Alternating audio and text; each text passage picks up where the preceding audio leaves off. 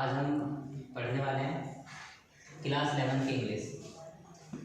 हमारे चैनल का नाम है स्टडी विद जैसर, जिसके अंदर हम क्लास 11 के इंग्लिश बुक का एक पोएट्री का चैप्टर फर्स्ट पढ़ने वाले हैं, जो कि दिया गया है हॉर्मिल से।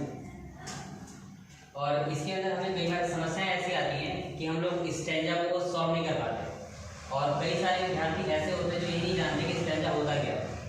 तो आज मैं विस्तार से आपको ये बताना चाहूँगा कि किसी भी क्लास के अंदर, चाहे वो 9th हो, 10th हो, 11th हो या फिर 12th हो, उन सभी क्लास के अंदर अगर किसी भी पोएट्री को सॉल्व करना है तो उसके अंदर जितने भी पैराग्राफ दिए होते हैं उसे कहा जाता है स्टैंजा। और अगर हम एनसीईआरटी की बात करें तो एनसीईआरटी के अंदर स्टैंजा को पूरी जो पोएट्री है उसमें 2 स्टैंजा दिए गए हैं, पार्ट फर्स्ट और पार्ट सेकेंड में। लेकिन मैं जो कराऊंगा उसके अंदर मैंने स्टैंजा को बांटा गया है 1 से लेकर 4 पार्ट में, और हम इस इंग्लिश की पार्ट फर्स्ट वीडियो में स्टैंजा फर्स्ट के बारे में एक्सप्लेनेशन पढ़ने वाले हैं। ये स्टैंजा की 4 लाइन दी गई है आपको, और यहाँ पर इसी के कुछ हार्ड वर्ड मीनिंग है। विद हम पढ़ने वाले हैं इंपॉर्टेंट क्वेश्चन, जो कि एग्जामिनेशन के व्यू से बहुत ज़्यादा इंपॉर्टेंट है। देखिए स्टैंजा फर्स्ट में ये 4 पैराग्राफ दिया हुआ है। पहले तो शुद्ध हिंदी में समझाना चाहूँगा आप लोगों को कि स्टैंजा जो दिया होता है हमें उसकी पहले अच्छे से एकदम अच्छे से हिंदी पता होनी चाहिए, जो कि हम इसके माध्यम से पढ़ सकते हैं। देखिए जैसे यहाँ पर एक वर्ड दिया हुआ है हार्ड, एक वर्ड दिया हुआ है कार्डबोर्ड। कार्डबोर्ड की मीनिंग दे रखी है गत्ता। आप लोगों को दिख रहा हो कार्डबोर्ड की मीनिंग क्या दे रखी है यहाँ पर, गत्ता। और यहाँ पर एक टफ वर्ड दिया गया है जिसको कहा गया है सोज। सोज का मतलब होता है प्रकट करना, इट मीन्स प्रकट करता है। इसी के नीचे सेकंड नंबर देखेंगे तो यहाँ पर एक वर्ड दिया गया है पैडलिंग। पैडलिंग की जो मीनिंग है वो दे रखी है नंगे पैर कम गहरे पानी में चलना। यहाँ पर एक वर्ड दिया हुआ है वाटर मतलब पानी, सॉइल मतलब होता है कम, फुट मतलब क्या, बेयर फुट का मतलब हो गया बिना चप्पल वाला इंसान। उसके बाद एक वर्ड दिया है मतलब सम, जैसे कि हम लोगों ने कई बार सम की मीनिंग कुछ पढ़ रखी है, क्योंकि यहाँ पर ऐसा है नहीं। यहाँ पर जो सम वर्ड है उस पोएट्री के अंदर यूज किया गया है लगभग के लिए। हम क्या समझते हैं कि इस बार नंबर जो 4 लाइन का जो स्टैंजा है, इस स्टैंजा में क्या बताया गया है। अगर बात की जाए स्टैंजा फर्स्ट की, तो यहाँ इसका मतलब कार्डबोर्ड, इसका मतलब होता है प्रकट करना, इसका मतलब है किसी भी समुद्र या बीच पर जाना, एक उस हद तक जाना जो कि बहुत गहरा ना हो, जहाँ पे इंसान जाके इंटरटेनमेंट कर सके और 2-4 शब्द को अच्छे से ले सके। उसके बाद एक चौथा वर्ड दिया है यहाँ पर सम। सम का मतलब होता है लगभग। इंग्लिश में आप इसे नियर बाय भी कह सकते हो, अबाउट भी कह सकते हो। देखिए जरा मीनिंग समझते हैं। इस स्टोरी के अंदर हम लगभग इस स्टोरी के अंदर चार लोगों के बारे में पढ़ने वाले हैं। देखिए थोड़ा सा अब चैप्टर की स्टार्टिंग यहाँ तक थोड़ा सा एक्सप्लेनेशन बता दिया मैंने ऐसे। पोयम का नाम है अ फोटोग्राफ, जिसके राइटर को आप ऑथर भी कह सकते हैं, इसी को आप स्पीकर भी कह सकते हैं। जिन राइटर का नाम है जिसके द्वारा ये सुनहरी सी पोयम लिखी गई है, जिसका जो राइटर का जो नाम दिया गया है इसका नाम है सिरले टॉनसन।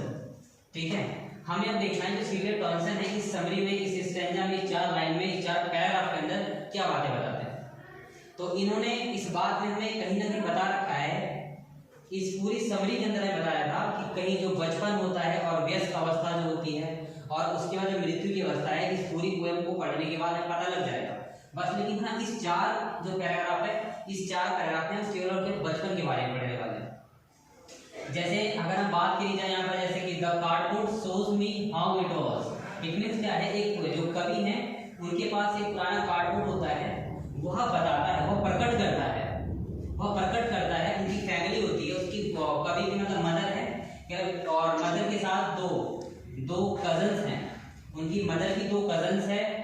उसके बाद वो वेंट पैडलिंग, वो जाती है समुद्र के ऊपर पैडलिंग करने के लिए। पैडलिंग मतलब क्या करने के लिए, नंगे पाँव वो जाती हैं समुद्र के कुछ हद तक जाती हैं, जहाँ पर कहीं ना कहीं पानी कम हद तक ज़्यादा होता है। उसके बाद कवि each one holding one of my mother is hands. जो दोनों की दोनों जो उसकी कजन सिस्टर होती हैं, वो कहीं ना कहीं जो कवि की मदर है उसके हाथ को पकड़े होती हैं अपनी सेफ्टी के लिए। और जो कहीं ना कहीं जो कवि की जो मदर की जो एज होती है लगभग कितने वर्ष बड़ी होती है उनसे, 12 ईयर्स लगभग बड़ी हो सकती है, उनसे कुछ ज़्यादा भी हो सकती है। सिर्फ यही बात इसमें बता रखी है। अगर इस स्कर्ट से दोबारा रिवाइज की जाए तो इसके अंदर एक बात कर रखी है, देखिए जैसे कि यहाँ पर एक कवि है, जैसे कि यहाँ पर एक कवि है और ये जो है ये कवि की मॉम, ये कवि की मॉम है और इनका हाथ पकड़े हुए हैं इनकी एक चचेरी बहन और इन्हीं का हाथ पकड़े हुए हैं इनकी एक और चचेरी बहन। ये 4 कैरेक्टर कहानी है जिसमें से कि जो कवि कहते हैं इस कार्डबोर्ड के अंदर यह तीनों व्यक्ति प्रेजेंट किए गए हैं और कार्डबोर्ड को देखकर पता लगता है। अब कार्डबोर्ड की बात की जाए तो कार्डबोर्ड का मतलब क्या है? कार्डबोर्ड का मतलब ये है कि देखिए जैसे कि ये दिया हुआ है, ये एक कार्डबोर्ड है, मतलब एक पिक्चर है जिसमें 3 व्यक्ति को दिखाया गया और कहीं ना कहीं ये मान लीजिए थोड़ा सा पानी है इसके अंदर, यह वाटर दिया गया है और वो बहुत सुनहरा पल है जिस वक्त वो फोटोग्राफी को खींच रहे होते हैं। तो कभी बता रहे होते हैं कि उनकी एज इतनी है, हम लोग जाते हैं पैडिंग करने के लिए, इतनी बात इसे बता रखी है। तो देखिए इसके अंदर पहला कवि है, दूसरा उनकी मदर है, तीसरा 2 उनकी कजन है। देखिए अगर इंपॉर्टेंट क्वेश्चन के अंदर अगर बात की जाए तो कहीं ना कहीं उनकी जो कजन्स का नाम है, एक का नाम बेटी और दूसरे का नाम क्या दिया गया? डॉली। मैं सभी से वहां पहुंच गया सीधा, इसलिए माफी चाहूंगा। ठीक है, तो 4 घंटे पहला तो पोएट हो गया, ये हैं आपके पोएट का नाम हो गया सिरिल डॉल्सन। उसके बाद ये इनकी मॉम, ये इनकी मदर है, मतलब मॉम है, मतलब माता जी है और यहाँ पर इनकी जो कजन दे रखी है, एक का नाम क्या दिया हुआ है? बेटी और दूसरा नाम क्या दिया गया? डॉली। अब यह तीनों ही कहीं ना कहीं उस कार्डबोर्ड में दर्शाई गई है। हम लोग इस बात को अच्छे समझ चुके हैं। इसके बाद इस स्टैंजा से एग्जाम में आने वाले कुछ क्वेश्चन को देखेंगे। जैसे पहला क्वेश्चन पूछा गया, देखिए जरा, who is the speaker here? It means ये है who is the speaker here, it means in 4 paragraph, it means first stanza के अंदर स्पीकर है कौन? आप लोग देख रहे हो मैंने शुद्ध शब्दों में लिखा है, स्पीकर का मतलब होता है राइटर, ऑथर। तो इस चैप्टर का ऑथर है कौन? सिरिल डॉल्सन। एग्जाम इस बार जो एग्जाम में है 1 मार्क्स क्वेश्चन आने वाले, तो आप शॉर्ट में नाम लिख सकते हो, पर फिर भी मैंने अच्छे से पढ़ाने की वजह से यहाँ पर स्टेटमेंट दे रखी है, Cyril Dolson is the speaker here. It means क्या है, इस जो स्टैंजा दिया गया है ये फोटोग्राफी का, फोटोग्राफी चैप्टर किसने लिखा हुआ है? सिरिल डॉल्सन ने। It means who is the speaker here? Cyril Dolson. याद रखना अच्छे से बातें। अगला क्वेश्चन है how many girls were there in the photograph. It means ये जो फोटोग्राफ मैंने यहाँ प्रेजेंट आउट कर रखी है, इस फोटोग्राफ में how many girls in present here? तो वी कैन सी यहाँ पर जो 3 गर्ल्स है, फर्स्ट, सेकंड एंड थर्ड। तो answer is that there are 3 girls. यहाँ पर गर्ल्स कितनी प्रेजेंट की है? 3 गर्ल्स प्रेजेंट करी गई है।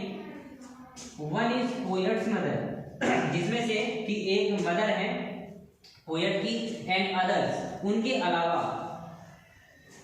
अदर्स आर, सॉरी यहाँ पर आर की थोड़ी सी मिस्टेक हो गई, यहाँ पर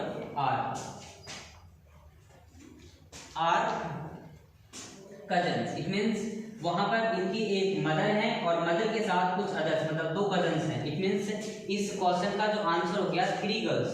how many girls? 3 girls. First is mother, second is her cousins, जिनका नाम भी मैंने बताया हुआ यहाँ पर, एक का नाम बेटी और एक का नाम डॉली।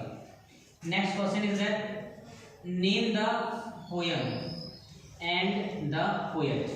हमें यहाँ पर ये देखना है कि इस चैप्टर में पोयम का नाम क्या है और साथ ही साथ पोएट का नाम क्या है। तो हम लोग अच्छे से देख पाएंगे। यहाँ पर देखिए, ध्यान से देखिएगा, this stanza has been taken from. It means ये है कि भाई पोयम का नाम पूछा गया, तो अब जब एग्जाम में प्रश्न पूछा जाएगा तो यहाँ पर स्टैंजा होंगे, तो आपके सामने 4 ये लाइन दी है, फर्स्ट स्टैंजा आपका एग्जाम में प्रॉपर ऐसा लिखा हुआ है।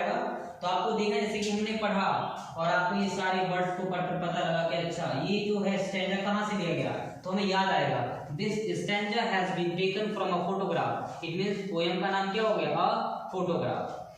The poet, and the poet बताना राइटर कौन रहा, आप देख सकते हैं यहाँ पर मैंने प्रेजेंट आउट किया, poem, a photograph, writer, author और स्पीकर, सबका मतलब एक होता है Cyril Dolson. It means written by Cyril Dolson. तो इसका आंसर यहाँ पर समाप्त हुआ। Next question, who were the 2 girls captured in the photograph? वो ऐसी कौन सी 2 लड़कियां थी जो कि कैप्चर आप लोग ने शायद कई बार अपने मोबाइल फोन यूज करते हो तो कई बार कैप्चर का ऑप्शन आता है। कैप्चर का मतलब कैद कर लेना, किसी कैद को कैद नहीं करना, मतलब किसी भी इमेज को कैद कर लेना, कैद करना। तो आप देख सकते हो भाई उस कैमरे में उस समय आप स्टोरी अगर अच्छे से बुक्स में पढ़ेंगे तो वहां पर फोटो को खींचने की बात होती है। जो चाचा होते हैं फोटो खींच रहे होते हैं, क्योंकि मैं इस बात को बताऊंगा नहीं क्योंकि हम लोग कोई 4 के बारे में पढ़ने वाले हैं। तो लिखा हुआ है भाई Who were the two girls captured in the photograph? वो कौन सी 2 लड़कियां थी जो फोटोग्राफ में कैप्चर हो गई थी? तो कहीं ना कहीं देयर वर बेटी and Dolly the cousin of the poet. वो बेटी थी और डॉली, इट मींस कितनी गर्ल्स थी? 2 गर्ल्स थी जो कि उस फोटोग्राफ में कैप्चर हो गई थी। Next question is that where had they gone it means क्या? गई या घूमने गई है, जैसे तैसे गई। वेयर हैड दे गॉन, वो लोग कहाँ गए? Answer is that they had gone to enjoy. It means क्या? वो गई एंजॉय करने के लिए on holiday on the sea beach. You know आप लोग बचपन से परिचित होंगे, क्लास 3 में 4th में सी की मीनिंग पढ़ी होगी। समुद्र कहा जाता है इसे, समुद्र। तो कहीं ना कहीं समुद्र के किनारे वो लोग कहाँ घूमने गए होते हैं? समुद्र के किनारे घूमने गए होते हैं। अगला क्वेश्चन देखिए जरा ध्यान से। What does the word, ऐसा कौन सा वर्ड है ना, what does the word cardboard denote in the poem? जो कार्डबोर्ड वर्ड है इस पोयम के अंदर, जो फोटोग्राफ पोयम में जो कार्डबोर्ड वर्ड है वह आपको क्या सिखाता है, क्या दर्शाता है, उससे क्या पता लग जाता है अपने को? तो यहाँ आंसर से पता लग जाएगा। द कार्डबोर्ड डिनोट्स, जो कार्डबोर्ड है वो डिनोट करता है, बताता है। सिग्निफाई मतलब क्या? दर्शाना, मतलब स्पष्ट कर देना। एक परमानेंट मतलब क्या? एक हमेशा के लिए। फोटो रिकॉर्ड, जो कार्डबोर्ड है वो दिखाता है कि किसी भी अगर पिक्चर खींच दी जाए किसी भी कार्डबोर्ड में अंदर तो कहीं ना कहीं वो पिक्चर जो होती है फिक्स हो जाती है। फॉर मेमोरी, बहुत समय के लिए। इन द एग्जैक्ट डिटेल्स, मतलब क्या? एकदम सटीक डिटेल्स के साथ। तो देखिए कहीं ना कहीं हम लोगों ने इस चैप्टर को थोड़ा सा समझा है अच्छे तरीके से। इस बात को देखने की बहुत ज्यादा जरूरत है हम लोगों को कि इस चैप्टर में कुछ छूट ना है। देखिए बेटे अब मैं एग्जाम के व्यू से बताऊं थोड़ा स्पष्ट रूप से। थोड़ा हम आते हो एग्जाम में बच्चे करते क्या हैं, हमें कई बार ये सोचना होता है कि हम लोग पढ़ा क्या सीखा क्या। अब मैं थोड़ा एग्जाम के व्यू में आता हूँ। जैसे कि भाई हमने आज ये चैप्टर पढ़ा, क्लास 11 का इंग्लिश का हॉर्नबिल किताब है जिसमें से पोएट्री का चैप्टर फर्स्ट लिया है। इसका नाम क्या दिया हुआ है? फोटोग्राफ। इसके जो राइटर हैं वो है ऑथर, स्पीकर का नाम क्या है? शिर्ले टॉनसन है। अब यहाँ से मैंने स्टैंजा किया, यही से कुछ टफ वर्ड भी नहीं ली। हमने समझा स्टैंजा का मतलब क्या था। तो स्टैंजा का मतलब जानने के बाद यहाँ पर मैंने कुछ क्वेश्चंस लिखे हैं। इन क्वेश्चन से बाहर एक भी क्वेश्चन नहीं आएगा। बस शर्त ये है स्टैंजा फर्स्ट की बात हो रही है। इस स्टैंजा फर्स्ट में इन 5 क्वेश्चन या 6 क्वेश्चन के अलावा कुछ भी नहीं आएगा। इसकी जिम्मेदारी मैं लेता हूँ। अगर आप हमारे चैनल से पढ़ते हैं तो मैं इस बात की गारंटी डालता हूँ कि एटलीस्ट 90% एबव मार्क्स गारंटेड। बस शर्त यह है कि आप मेरे द्वारा बनाए नोट्स को अच्छे से पढ़ेंगे। एक बात और कहना चाहूँगा, ये मेरी फर्स्ट वीडियो है, क्या पता आवाज़ में समस्या आ रही हो, हेजिटेशन हो, उसके लिए माइंड मत करिएगा। तो गाइस सॉरी, इतना कुछ काफ़ी पढ़ाने के लिए।